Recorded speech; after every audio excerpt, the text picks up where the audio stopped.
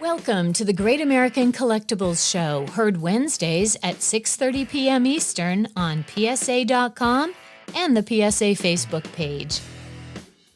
The Great American Collectibles Show is brought to you by PSA and the National Sports Collectors Convention. Tonight's headlines are brought to you by Sports Collectors Daily. For all of your hobby news, features, and more, visit sportscollectorsdaily.com. And now, your hosts, Tom Zappala and John Molori. JM, my main man, what's going on, brother? What's up, buddy? How you doing?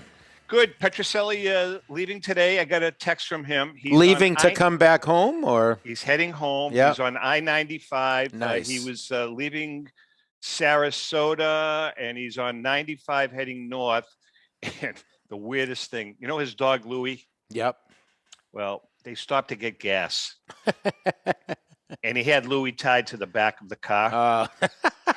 I'm just kidding. The old vacation thing. I know this dog, right? But Louie, Rico did tell me. He said, "Look, he said, I'm trying to find a way to off Louie. I've had it with Louie. He's about 25 years old. He's blind. He's deaf." You got to hear Rico talk about this poor dog. It's just absolutely amazing. So, did Rico do anything with training, with spring training? I know it's abbreviated this year, but no, he was. As a matter of fact, no, he was really upset about it because they canceled. They canceled the fantasy camp. Oh yeah, that's what he always does. Right? And he and Fisk comes and Yaz makes an appearance and Tion. So they canceled fantasy camp, and then they usually they go in for a couple of days, and, to talk to the minor leaguers, as a roving instructor. Right. It all got canceled. So actually, that's one of the reasons he's coming home early, because he says you can only golf so much or fish so much. So right. He's coming home. Good. But anyway, no headline today because we have a great show. First of all, you know what our headline is? Our headline is the guy that we're going to bring in right away because the National is coming up. Coming up, man. I get pumped, man. Once April hits, I get pumped, and Ellen does too, thinking about the National, and the buzz really, really starts. So we're going to bring in first the executive director and a good friend of the show, good friend of ours, a great guy, John Broggi, the executive director of the National Sports Collectors Convention. How are you, Mr. Broggi? I'm great. How are you guys? Good. Hey, I see John. you have your Rutgers shirt on. Congratulations on the Rutgers team making the NCAA and losing. But other than that, He lost to those Catholic schools up in, out in Notre Dame. So, yeah, I wear all these shirts because most of them are free. I get a lot of stuff from the university. So why would I not wear it? Well, listen, Go ahead. I'm a BC guy, so it just gives me another reason to hate Notre Dame, John. So okay, that's a good point. But John, with all due respect, you do have quite a bit of Rutgers swag. That you wear on a regular basis. Well, not only do I wear them. If you look around the room here, look at all this Rutgers stuff. It's all Rutgers. So, Johnny, since we're doing, can I ask you right off the top here? What's the? I know he's got connections with his kids, and they went there. The Bill Belichick Rutgers thing, man. It's like every year he's got to draft somebody from Rutgers. For whatever reason, I guess years ago when he drafted Devin McCourty, he and Greg Schiano, the coach of Rutgers, they're became very friendly. Yeah. As you said, Bill's son, and I forget his first name, was at Rutgers for a year or two as a long snapper. Became a graduate assistant coach. And for whatever reason, I guess Belichick loves the preparation that Rutgers players get. And I also think there's that Ryan. And there's that Jersey connection too, with the Giants. So he must know that program pretty well. I'm sure he does. I'm sure he does. So, all right, John. Listen, the National is approaching quickly. Can you update us what's going on? I know. Tell us about the ticket sales, everything. Let's walk through. Okay. Yeah, and it's coming too quickly for me. It seems like the minute the NCAA tournament is over, I have to start working again, right. All the time. I don't mind working some of the time, but, working every day is, not for an old guy like me. But It is coming around. As you know, we ran probably the most successful national last year. Everybody coming off of COVID was excited to be able to get out, get to the show. Our attendance surpassed anything we've had in the last 30 years at the national. So I want to tell you that ticket sales are even ahead of that right now. Are they really? Yeah, I bet. I just can't understand, how we can sell that many tickets. There can't be that many people who want to go. Well, yeah, but John, last year, and by the way, I was remiss in saying, after John, we have a really special show today. We have Al Jurgela is going to be joining us, and Al is the guy in this country that is not only an expert, but has a wonderful collection of Negro League player cards. But we're going to talk to Al in a few minutes. But John, getting back to what you're saying, wasn't last year the second busiest national in the history of the national? It was. The attendance surpassed everything but the 91 national in Anaheim, which is, called the show to top them all. But right now our ticket sales in advance are ahead of what we did last year. We sold out of our super VIPs, which include a parking pass, because we just don't have room in the garage that we've rented for the event. We still have VIP tickets available, which include early admission, some free autographs, and a swag bag that is unbelievable. One of the things we've got going this year, Tom, is we've got a little bit more space in Atlantic City than we had in Chicago. So we increased the size of our corporate area, and we have almost double the size. We've got companies, the traditional companies are there, Topps, Panini, Beckett, all the regular companies are there. But we've been able to add a lot of the new companies, which have sprung up in the last couple of years, in the last year or two, actually. And collectors are going to just have a ball wandering around there. If they decide they don't want to be in the dealer area anymore, they get a little tired of that. There's stuff going on in the corporate area that is utterly amazing. John, I want to pick up on that a little bit. The last national I was able to attend was in Atlantic City, and I thought it was great. Not only the venue itself, but I hadn't been to Atlantic City in a few years, and it was wonderful. I mean, whatever you want. Obviously, as the casinos, the boardwalk looked great. They have all those outlet stores there now. Can you just talk about Atlantic City in terms of the venue itself, but also the city as a backdrop for the national? Well, it's become a destination city. I think they realize that gambling isn't the only thing that attracts people. Yeah. They've got obviously entertainment. They've got good point. The best restaurants in the area. So you can find something for everybody in that area in Atlantic City. It's a clean city, as you said, John. It's got the outlets. It's got a lot of interesting things for every member of the family. You can walk the boardwalk. You can go down 8 miles on the parkway and go to the coolest amusement park area in Ocean City. It's just something for everybody in the area. John, you hit on something relative to the attendance. And I think, you said there's a lot of new people, new blood coming in. And I think you're hitting it right on the head because, JM, we've seen it in the past. We've had the big influx of young kids again over the last couple of years. And then, of course, you've got all the vintage guys that have been going there for 1,000 years. Now you have this new wave of modern and ultra-modern collectors, the hobbyists, the Gen X's, younger millennials. And these are the guys that are buying the ultra-modern and modern cars that I think a lot of them have never attended the National. I think that's what the uptick is, John. Yeah, the call for space in the corporate pavilion has been phenomenal, and we started getting inquiries before we left Chicago last year. Really? So my partner Dan Burkus was clever enough to negotiate some space around the convention center, and as I said, we're going to have more corporate presence than we've had in forever. You talked. One of the things you did talk about, NFT. I have no idea what NFT is. I'm sure none of us older guys do. At first, I thought it was a new league, but JM explained it to me.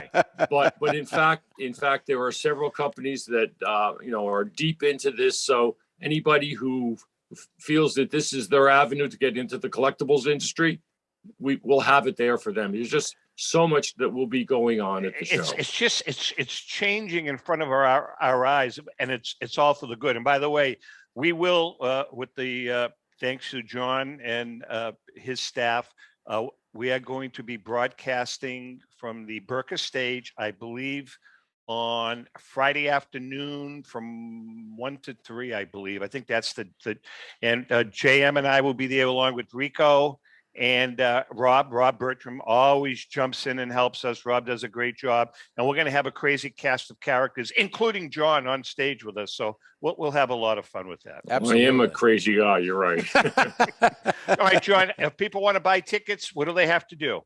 Well, you can visit www.nsccshow.com, and there's a link right to buy the tickets. You print your tickets out online, or put them on your cell phone, and you'll be able to go to the show in July. Hey, before we let you go, quickly, you're a Jersey guy. Tell us about St. Peter's. I mean, it was amazing what happened, but what was the climate like where you are? It was crazy. I mean, obviously I'm in Rutgers territory, but right. I think the whole state of New Jersey was pulling for this upstart 15th seed with 2,600 students. Amazing. To beat one of the Blue Bloods, and they went further than any small team has ever gone. It was the Hoosiers of college basketball.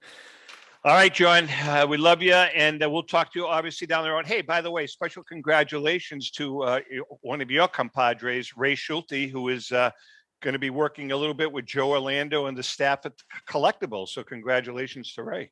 There you go. Yep. We only hire the best. I know. Take care, John. See you, Thanks. Johnny. JM, good guy, huh? Broggi. Excellent guy. Can't wait to see him. No, he is. I'm looking forward to getting back there. Time. It's been a few years since I've been to a national, so that's good. No, we have a lot of fun. And you know something?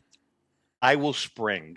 ATS Communications will spring for dinner one night. And I'll tell you what, if I hit in the casino there, like I did in King of Prussia, I will not buy dinner. Just same as King of Prussia. And I will not tell you until a week after. Listen, before we bring Al in, our giveaway, this is another one of these cool, very cool pictures that Rico signed. And this is a picture of Rico catching the pop-up from Rich Rollins that clinched, pretty much for all intents and purposes, clinched a 67 Red Sox pennant. And I say this every week, this is Jim Lomborg's ass. And behind Rico is Yaz jumping up and down. Yes. So that's a pretty cool picture, signed by Rico. And we'll be giving that away later on from the very famous Staten Island Joe cheap bag from some museum. Oh, he bought it at the Hall of Fame and sent this to us, so we'll do that. All right. You're listening to the Great American and watching the Great American Collectibles Show, YouTube, Facebook, Pandora, Alexa, iHeartRadio, TuneIn Radio, and WCAP up in the Boston area. We're all over the place. With that being said, let's bring in our special guest. All right. Al Jurgela, Negro League cards. This is the guy, the go-to guy. Welcome, Al. Hey, thanks, Tom. Thanks for having me. Al, I mean, cool picture right behind you. Cool picture. Yeah, Very so you cool. got up there. You've got a painting by Greg Krindler. You know the great artist. Yeah, amazing. And that's the 1923-24 Santa Clara Leopardo's team out of Cuba. It has Oscar Charleston, Pedroso. It has Dobie Moore. I mean, some of just the greats. Jose Mendez. So lots of Hall of Famers. And then behind me, a 1909 photograph that has Pete Hill, Rube Foster, Pop Lloyd. So some of the amazing Negro League greats. Very, very cool. Al, tell us a little bit about your background before we get into the actual collection and the set registry. Yeah, I mean, I'm a BC grad, right? JM. Finally, we have a man of letters on the show. I've been dealing with the Austin Prep and whatever community college you went to for years now, and finally we get a real man in the studio. Well, not in the studio, but on the show. Yeah, I'll let that slide. All right. So BC undergrad, then I went back to business school. I went to Penn. and then it was kind of like in banking and consulting, but now kind of do investments in a small private equity fund. But you know, my passion and my love has been, you know, collecting since I was a kid, really. All right. So, I mean, what made you gravitate toward Negro League cards? Yeah, you know, it's kind of like a confluence of events. You know, when I was a kid, I grew up in Southern California. I was actually born in Boston, but grew up in Southern California, and would go to the card shows there, and just happened once on a table of an old gentleman. His name was Lou Dials. He was a, you know, former Negro League guy, and I just sat down and talked to him, and you know, he told me all these stories of all these players that I'd never heard of. You know, at that point, I hadn't heard of even Satchel Paige or Josh Gibson, and he would just tell me these stories, and I was taken by a number of things, right? I was taken, number one, by the fact that the Negro Leagues even existed. I knew Jackie Robinson, but I didn't really kind of know what was going on. Right. Sure. And then, you know, just the general unfairness of the bigotry and the racism. But what really struck me was there was no bitterness from this man. He just talked about these leagues like, you know, so fondly. He was just the utmost gentleman, and just telling these stories really kind of incited a love of history and to learn more. And from there, I just, you know, read wherever I could, and started to collect whatever I could, which frankly wasn't much that time. And I didn't have much of a budget either. So that's kind of how I started. And then it just continued through time, you know, as I read more and learned more about these great players. So very cool. So Al, I have a lot of questions. Who made the card? Like, what companies made the cards? Where did you find them? Where do you find them? And how scarce are Negro League cards? Because I knew a lot about the Negro Leagues. I didn't even know there were Negro League cards. So talk about that a little bit.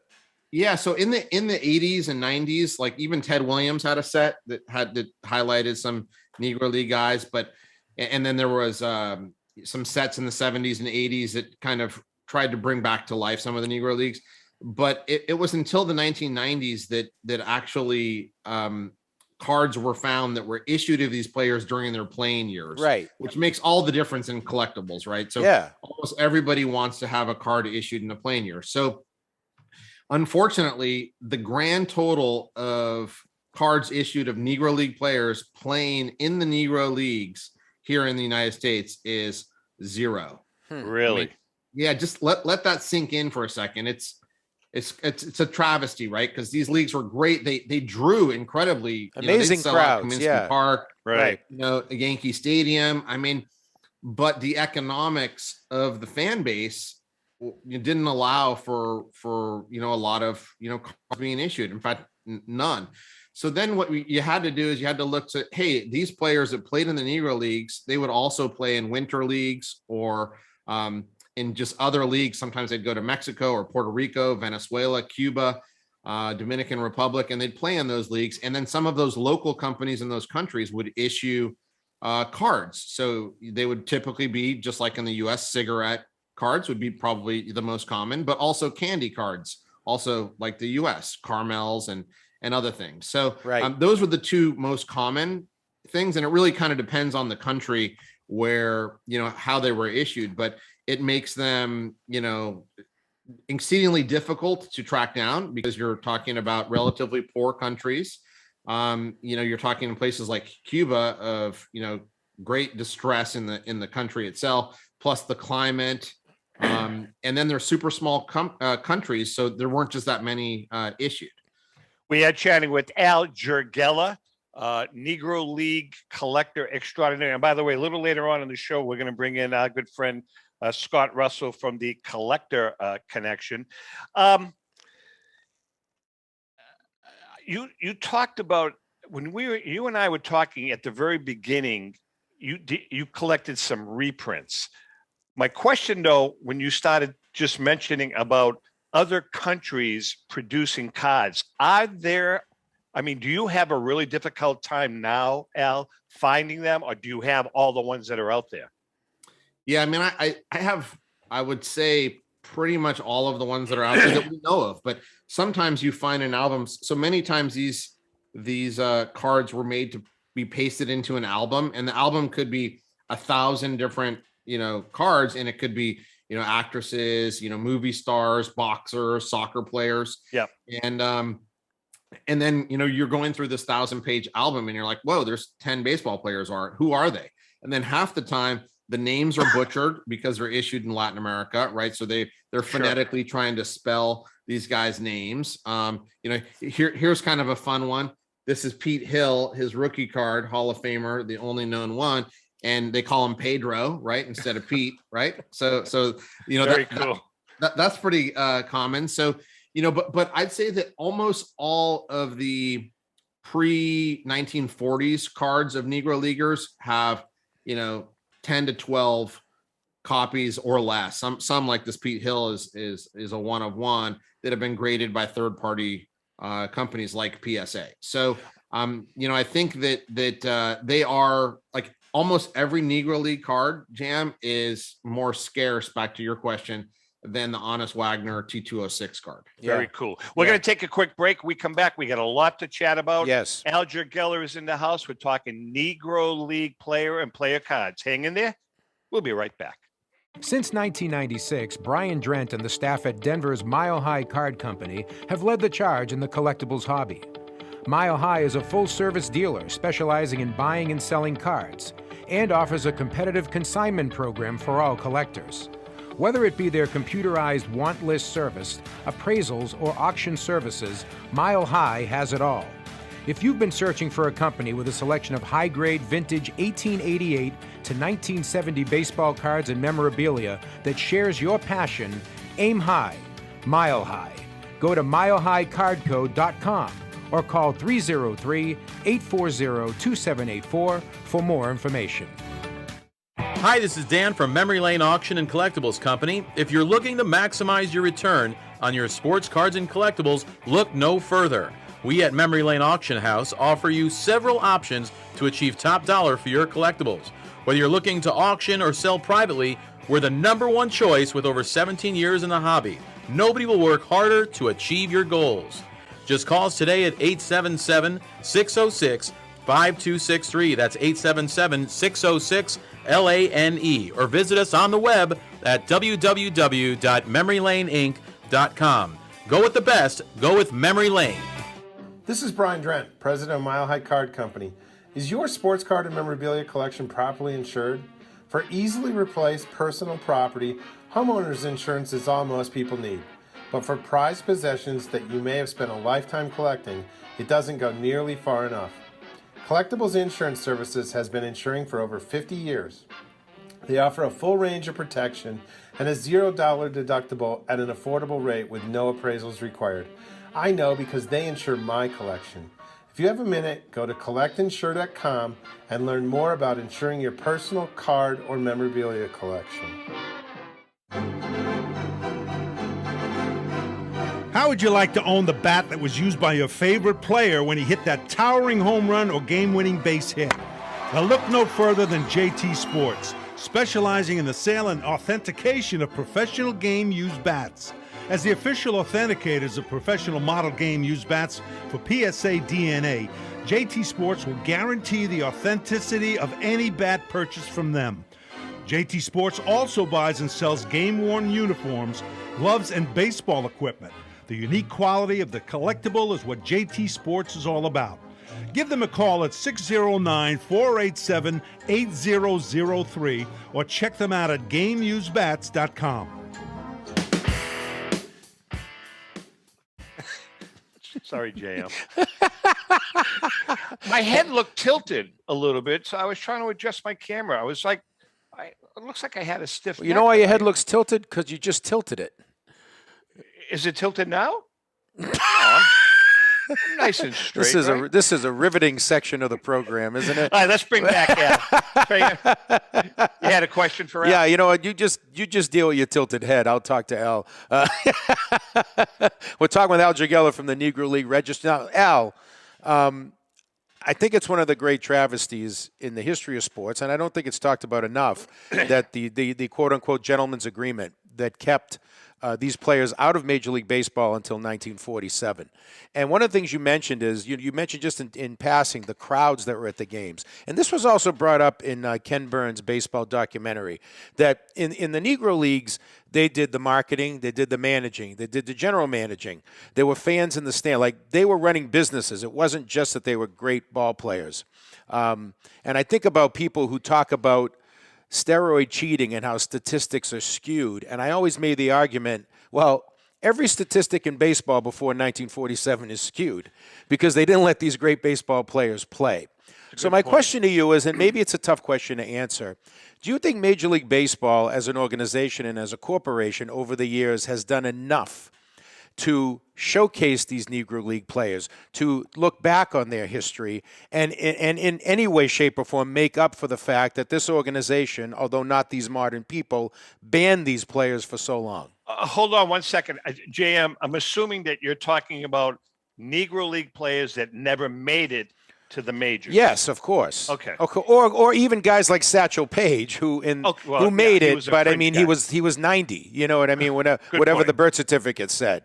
So do you think enough has been done to make up for it and to showcase these players, even though history now, has come and gone with time? Yeah, I mean, I don't, Jam. I don't either. I don't either. Yeah. I mean, I think it's funny. There was a lot of stink when Major League Baseball decided to recognize Negro League statistics. Yeah. And people said, "Oh, well, that's not fair. They weren't really as good as the white leagues." I mean, think about. I mean, number one, here's a couple of things that a lot of people don't think about. There were plenty of times where these players played against Major League players. That's right. Barnstorming. That's right. In Cuba, I mean, in Cuba in 1910, which is some of the cards, that we have, Ty Cobb, Sam Crawford, Eddie Plank. I mean, that's right. The World Series winners went to Cuba to play exhibition games, and guess what?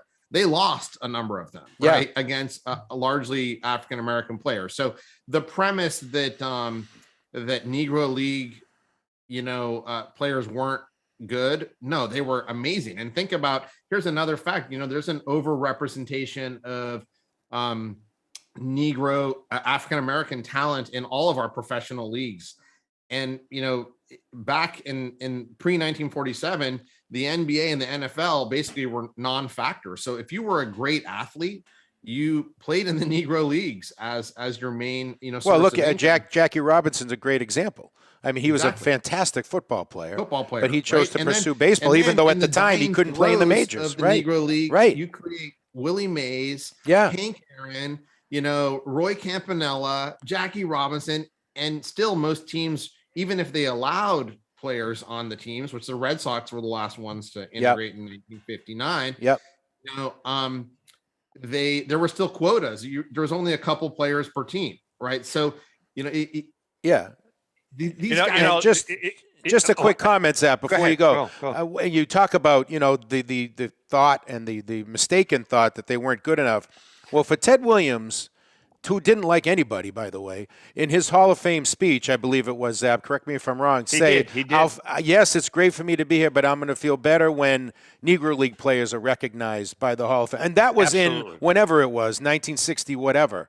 Okay? For him to say that, it shows that they damn sure were good enough. Go ahead, Zap. And something, Al, you hit upon something, and JM and I, and Rico, we've talked about it. With a lot of Boston fans, I look at it as kind of a black mark on the Red Sox organization going way back. And I think that justice was done. And I know a lot of Red Sox fans are going to disagree with me, but when you break it down to brass tacks, JM, Tom Yawkey, I think, was the problem. And as a result, Pumpsy Green was the last guy to get into the league. That's right. Correct me if I'm wrong. The Red Sox had an opportunity to sign both Willie Mays and was either Hank Aaron. I think it was Jackie Robinson, too. Or Jackie Robinson. It was Jackie Robinson. Yeah. So they had the opportunity to sign Willie Mays and Jackie Robinson at the same time. They bring in Pumpsy Green. But how long ago did they change the name of Yawkey Way to? Yeah, just a couple of years ago, back to Jersey Street. Street, It's always been a kind of like a sore spot with Red Sox fans. Al, I want to ask you a question. We're talking about the talent, and we're going to get into the registry questions in a few minutes. We're talking about talent. With the books that we've written, Ellen and I have written. We've done a lot of writing. The most recent, is coming out in the fall, in the summertime at the National. But in your opinion, how good? And I'm going to ask you both this: how good was Josh Gibson? Yeah, I mean, I think you can say without a doubt he was the most prolific hitting catcher that ever existed. So you can say that. There's some differences on his defense, but just when you look at what he was able to accomplish, I mean, he's part of the problem with the Negro Leagues is you've got part lore and part fact, right? Which I guess you kind of have that with some of the older players as well, Babe Ruth, Ty Cobb, but he's rumored to hit a ball out of Yankee Stadium, and he certainly has hit balls deep into the bullpen, places where Mickey Mantle's the only guy to have hit them. So his power is absolutely indisputable. Did he have 800 home runs? Probably not. But the man was just. If you see pictures of him, you can see. I mean, he was a strong. Yeah, he was like a spark plug. Yeah. Yeah. I mean, he was just super strong. And one thing that I broke out here is this right here is the only known Josh Gibson PSA certified bat. Wow. Is that a game used bat? This is a game used bat. No way. Are you kidding me? Wow. The only one that's known and it's certified by PSA, John Taub, and it has side writing from Gus Greenlay, who was the owner of the team that sent him back and was in the Louisville Slugger vault. Wow. I tell you what, that's a museum piece. Jeez. It really, it's one of the centerpieces of my non-card collection because, most Negro League Hall of Famers, there's like 40 people that are associated with the Negro League in the Hall of Fame. Some of those are executives, right? So it would make sense they didn't have cards. But only a handful of players have cards because you had to have the confluence of events of traveling in a Latin American country at the time that cards were being issued, which was haphazard. So you have to collect, photos, which are also rare because they're expensive again, to manufacture back in the day, and not a lot of, people would buy them. So there's not as many photos as you'd find of MLB. And then you have a few bats and very few. In fact, Yogi Berra, this bat actually comes from the Yogi Berra Museum, who Yogi Berra put together a string of Negro League bats because to homage to these amazing players. Very cool. Yeah. Talk about Buck O'Neil a little bit. I think I'll reference that Ken Burns again. I think he really came to a national audience with that documentary. Such a great raconteur, such a great storyteller. Posthumously now going in the Hall of Fame. Was he as big a part of the league as that documentary showed? It seemed like he was a guy at all. He played. He was a manager, right? Just talk about him a little bit in the backdrop of the league itself and what he meant to it. Yeah, I mean, as a player, and Buck would be the first one to tell you that, he didn't mean a whole lot. I mean, He had a couple all-star teams. He was a good player. Yep. But, not even close to, an elite player. And again, Buck would be the first one to say that. But what he was just an amazing person and an advocate to remember the good parts of the Negro Leagues. Like we talked about, gosh, how sad certain aspects of the fact that the leagues exist is terrible. But the fact that they did exist is amazing. And the baseball that was played there is amazing. And the players were amazing. So, he helped everyone. He became an ambassador. He became kind of, exactly. Right. That's the word. Yeah. And then they built the Negro League Baseball Museum, in Kansas City, which is a great place. And I think supplements the Hall of Fame because, back to your question on MLB, have they done enough? Both MLB and the Hall of Fame, to my eyes, moved way too slowly to recognize some of the greats. And there's still lots of players that could easily make it into the Hall of Fame when more research is done. And in fact, there's some books out there that talk about a number of players that really are deserving to be in there that I tend to agree with. Let's talk about another guy that's always I found intriguing. And again, with this book coming out, we've done a lot of research on him, is Satchel Paige. Yeah. There's all kinds of statistics. I mean, you can take the Satchel Paige statistics, throw them up in the air, catch them, and you don't know what's right, including his age, age, by the way. What's fact, what's fiction. But Al, I'll tell you a story. You probably know this story. Enrico, we've talked about it. He's told, we've talked about it on the air, and he's told me a million times about when he was playing for the Red Sox, when Rico was playing for the Red Sox, and was it Charlie Finley, I believe, signed, it was the A's, Oakland A's. I think it was the A's, and signed Satchel Paige at the end of his career. I think they were in Kansas City still. It was Kansas City. I'm sorry. It was Kansas City. It wasn't Oakland. Kansas City. And, of course, Satchel Paige was sitting in a rocking chair, and they really promoted it.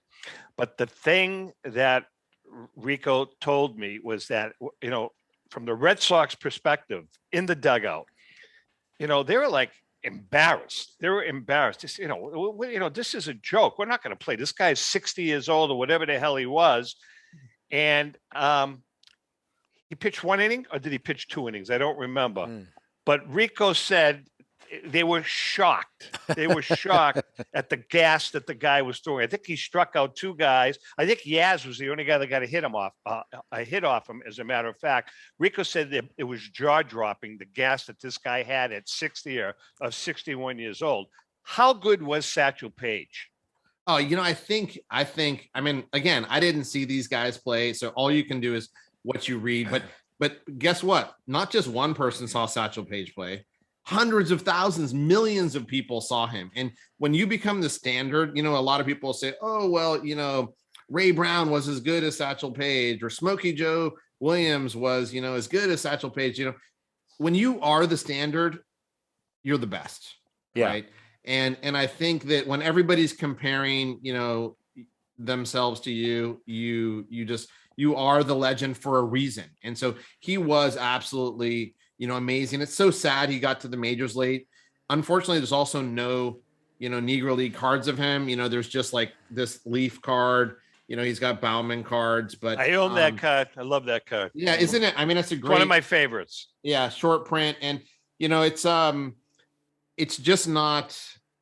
It's sad that there weren't other cards of him, and it's sad that we didn't get to see him, in his prime. I mean, he was, still good when he was pitching for the Indians and Browns on a relative basis, because he's in his late 40s at that point. So, it's just it's again one of the travesties. I think JM was mentioning that earlier. You only saw the back end of his career, and the same could be said for some of Minnie Minoso's best years were actually in the Negro Leagues and the Cuban leagues, as well as Monty Irvin, who both, thank God Minnie Minoso finally gets in the Hall of Fame. But there's a big chunk of super amazing performance prior to him. Yeah, I never realized that. Talk about the registry. Yeah. So what is your representation in the PSA set registry? Yeah. So I have a lot of the most important sets, early sets, especially come out of Cuba, and they have most of the stars, Oscar Charleston, Cristobal Torriente, all Hall of Famers, and a lot of other players that should likely be in the Hall of Fame over time. And so, I've put together complete sets of pretty much all of these issues, and now I have them on the PSA registry. And so people, if they're not familiar with those cards, they can go and see what these cards look like. I've uploaded scans for them if people are interested. I'm also doing the I have a top 10 Negro League card for the showcase that PSA registry is doing for the May event. And I just think that it's important that people know that some of these cards even exist, because they're not common. So here's an example of an Oscar Charleston Agalitas card. Here's a Josh Gibson card from the Toleteros issue. Very cool. Hey, Al, are there any stats on those cards? No, there's the back or anything. No stats on any of the Negro League cards. So yeah, that's because I know Negro League stats are a mystery. I was wondering maybe if the cards happen to chronicle anything, So Yeah, they don't. And in fact, all of these were issued in Latin America, so they'd be stats for that specific league, even if they did. Yeah. Right. Which haven't been recognized by MLB as official stats, but it doesn't mean that they didn't happen. Right. Yeah. And the other thing is we talked about earlier, the injustice done is that it was such racism based on skin color, because even dark-skinned Latinos weren't allowed to play in Major League. It wasn't just we don't want African Americans playing. They didn't call African Americans then, but so like David Ortiz wouldn't have been allowed to play in Major League Baseball, but a lighter-skinned Latino would have been allowed. I mean, it was just such blatant skin color prejudice. It's sad. It really is. Because you're naming off a lot of players who aren't African American, they're Latino. Absolutely right, Al. Okay, so I'm going to ask the $50,000 question: the 4 or 5 top Negro League players of all time in your estimation. I mean, you gotta have Satchel Paige and Josh Gibson, right? Now, those are the players that Major League Baseball tends to focus on when you see Black History Month, for instance, in February. Right. So I wish we'd kind of go a level deeper. I mean, I think you have to have Oscar Charleston on your list. I mean, I think that even Bill James had him as like the 5th best player ever. I mean, let that sink in. Yeah. 5th best player, other, and most people consider him to be the best Negro League player ever, even ahead of Gibson and Satchel Paige. So he's a center fielder. I think after him, you have to say who else was elite, like possibly the best at the position ever. And so I'd probably say Pop Lloyd was the best, shortstop. And Honest Wagner would say he was super, happy to be equated to him as a peer, because he was really amazing. And if you see pictures of this man's hands, I mean, you can just feel the power. It's amazing, and then I'd actually probably say in this time of like Shohei, Ohtani, I think super underrated Martin Dihigo. Like, he could play every position. One year he won the best pitcher in the league and the best batter in Mexico, which is just crazy to think about.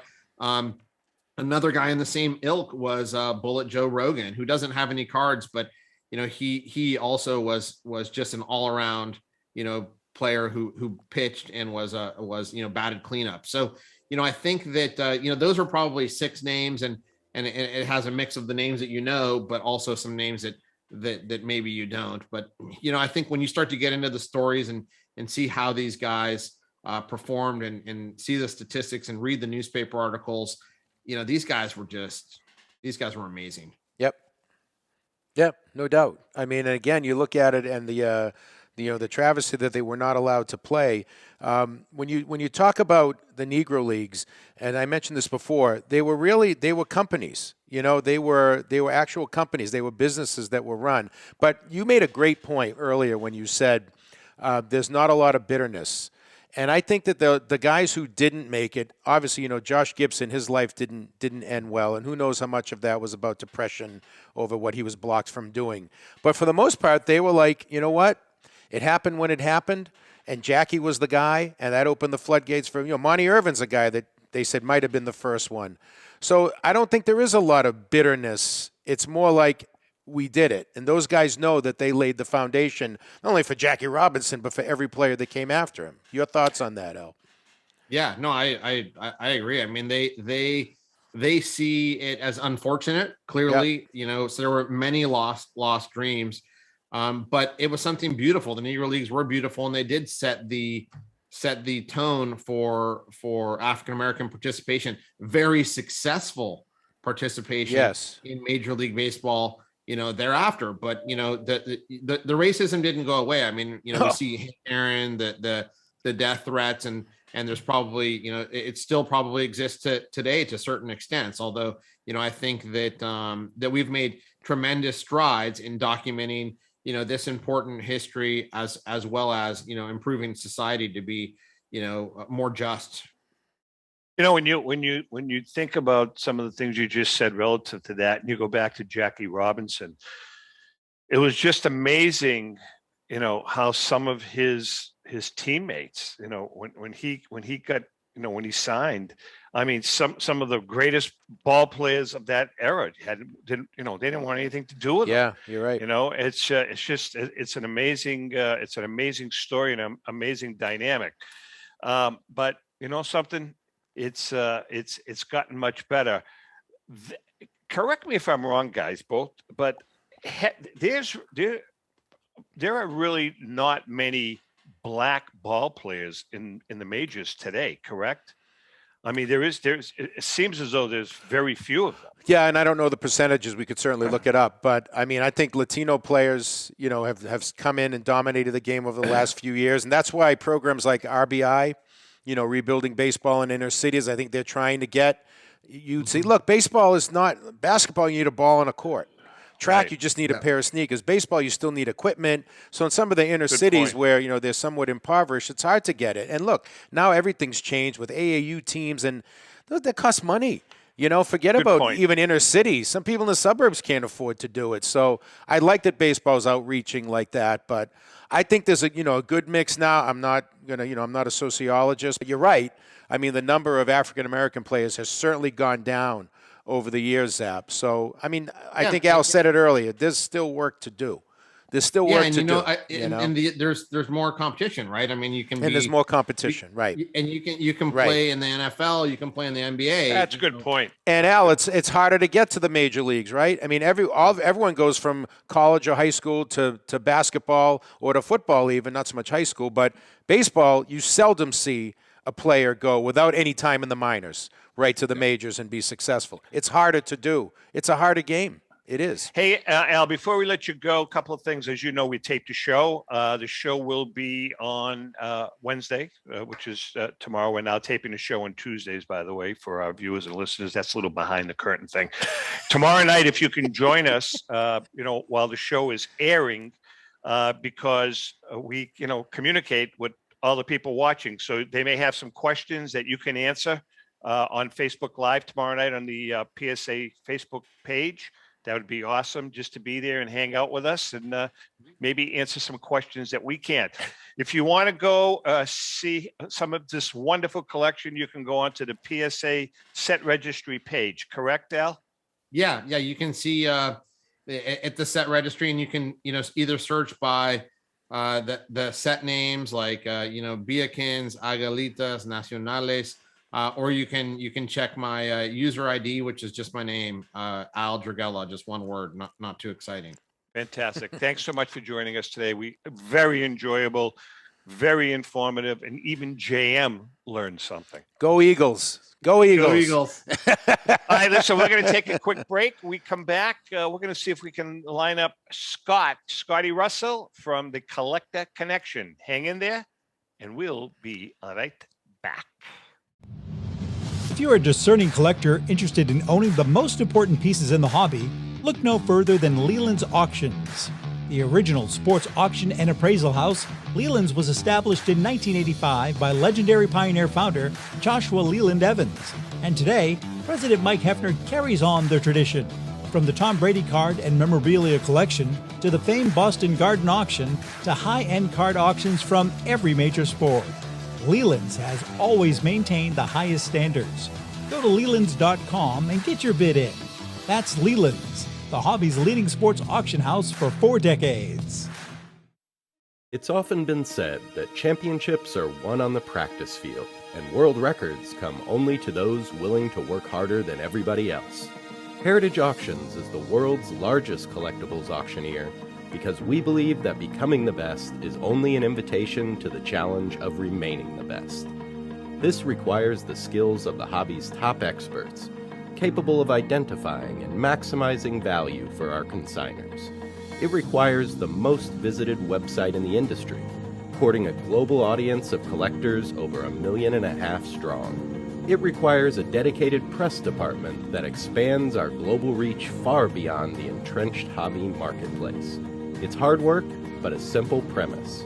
Present the finest collectibles to the largest population of potential buyers, and world records will come. We invite all listeners to put the unmatched power of Heritage Auctions to work for you.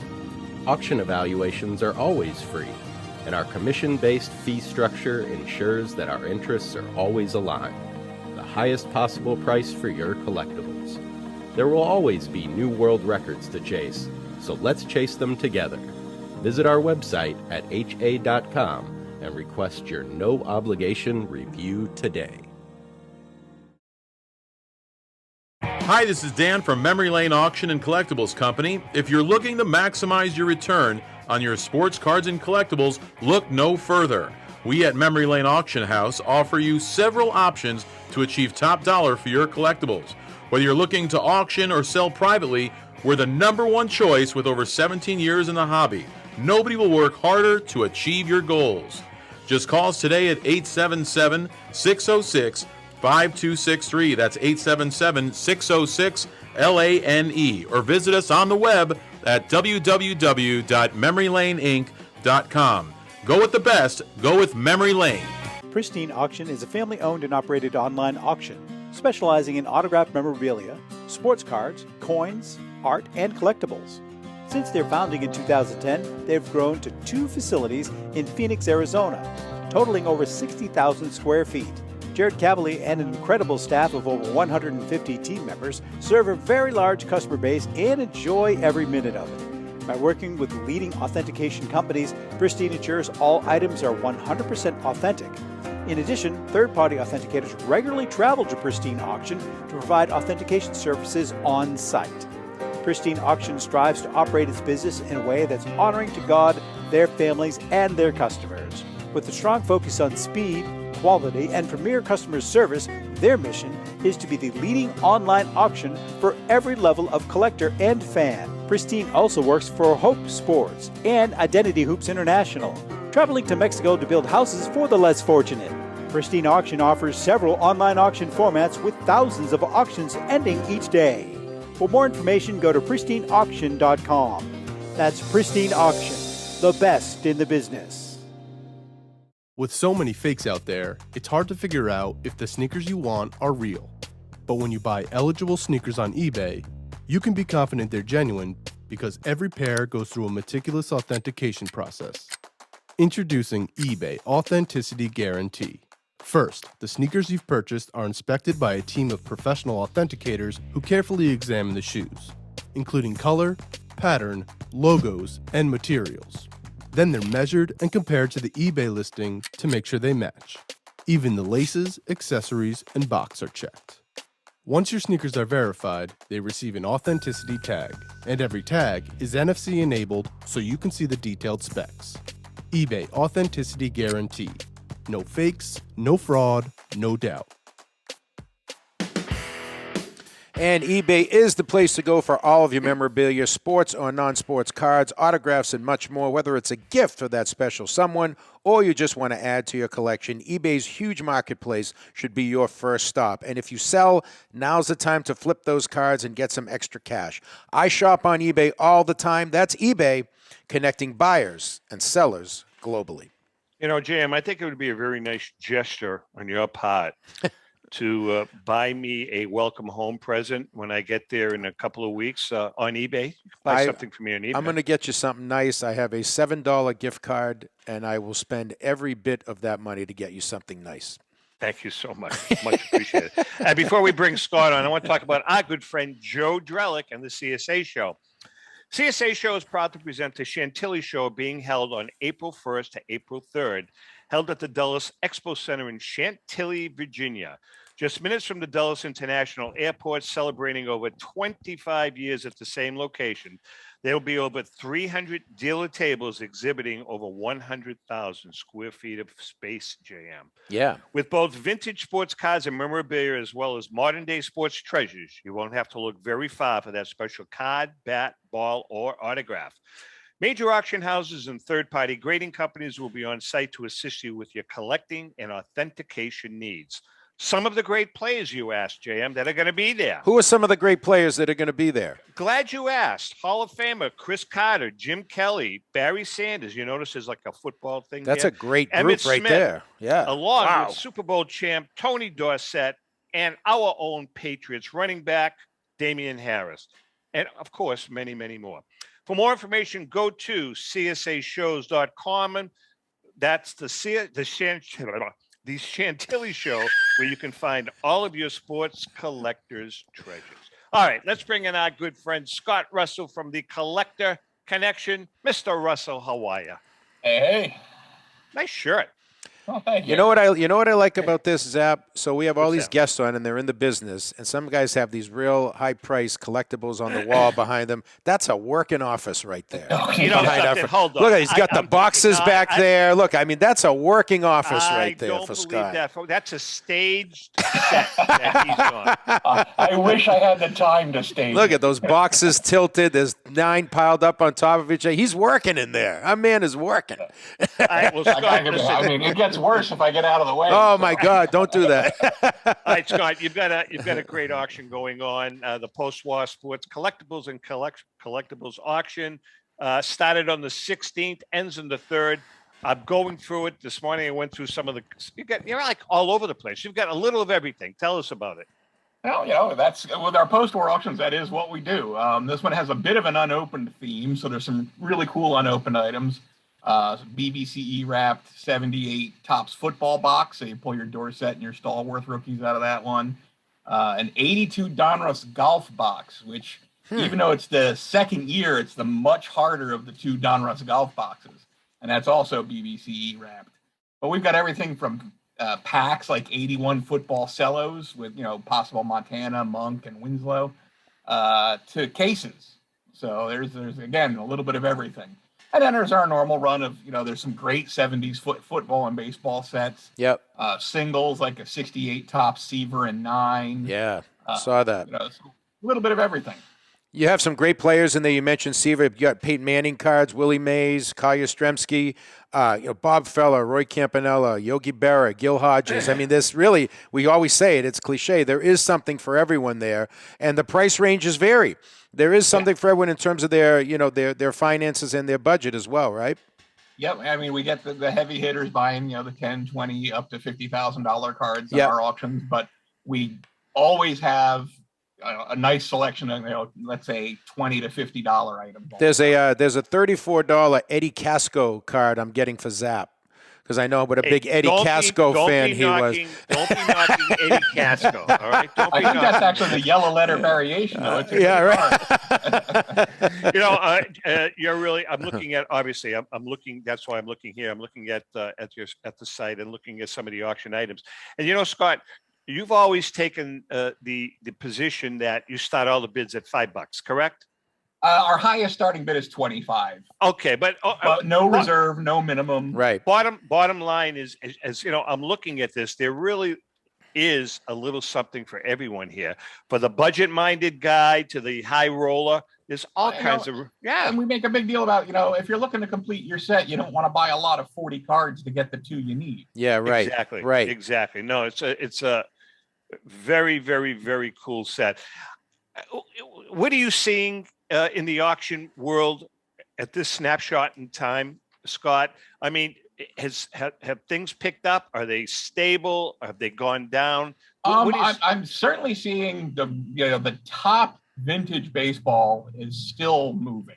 It is. That's good really to know. Is. Basketball has definitely cooled a lot from this time last year when it was at its absolute crazy peak. Yep. Our last auction was a bit of a basketball theme, and I wish we'd had it last year. But everything else seems to be pretty stable. The gaming cards, TCGs like Pokemon and they're definitely down also. There have been a couple of big sales recently, and maybe that's picking back up again. Are you seeing any? We've got about 3 minutes. Yeah. What's real interesting? You're hitting something on the head about the vintage baseball. I was a lot of vintage collectors were a little concerned about a year ago at this time with the influx of the modern and ultra modern cards, but it looks like vintage has remained strong. Yeah, I mean, Cobb is setting a new record every time he sells. Ruth is setting a new record every time he sells, and then some of their lesser issues like strip cards or T201s or whatever, they're starting to move. They're actually gaining ground because people can't afford to get into the T206s anymore or the 33 Gaudis anymore in the case of Ruth. So you're seeing things like exhibits and whatnot go up. Scott, are you seeing any preference shift from complete sets as opposed to buying individual cards? I still, we do definitely have a large contingent of set builders who shop our auctions. So I know they're still out there. The pre-war, I know there's a lot of people who are kind of throwing their hands in the air because some of the big cards have gotten out of the range of crazy working schmo. But they're refocusing. They're still doing, okay, I'm going to do team lots, or I'm going to do Hall of Fame lots. So they're creating their own subsets and still buying that way. So they're still trying to fulfill a goal, but the goal may not be a 520 monster. Sure. Good point.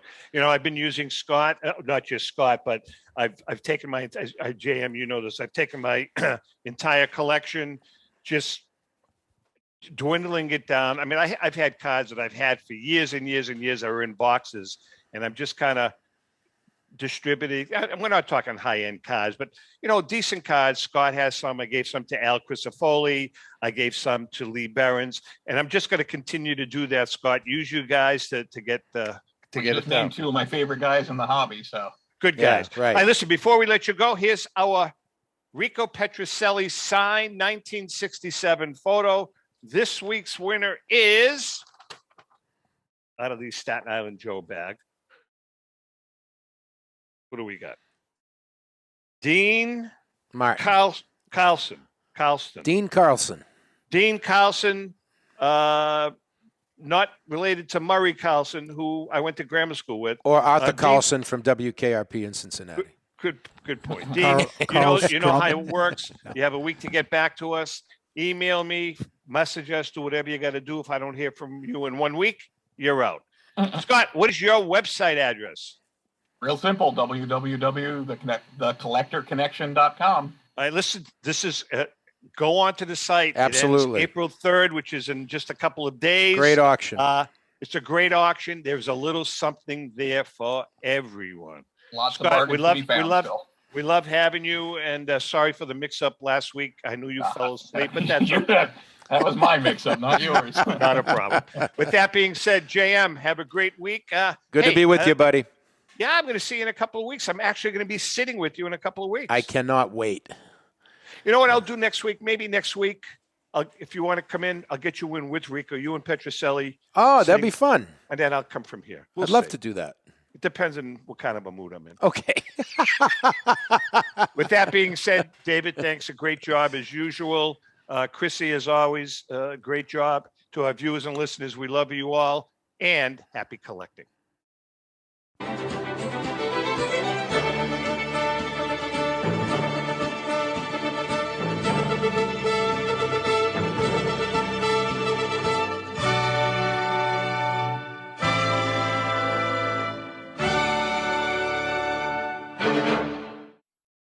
The views and opinions expressed by the hosts, guests, or callers of this program do not necessarily reflect the opinions of the Studio 21 Podcast Cafe, the United Podcast Network, its partners, or affiliates.